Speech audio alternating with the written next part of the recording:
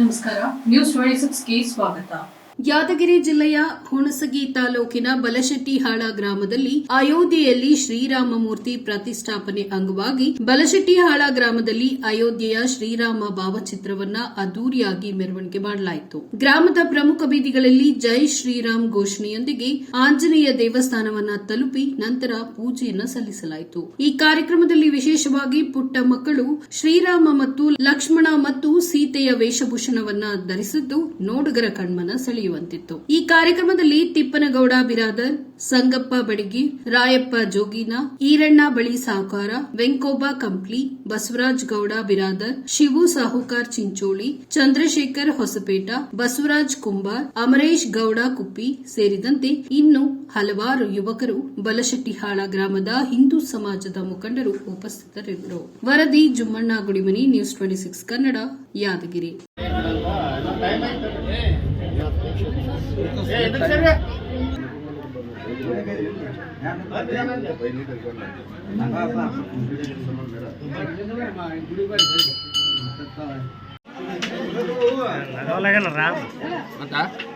ಅಲ್ಲೇ ಅಷ್ಟೇ ಅಲ್ಲೇ ನಿಂತು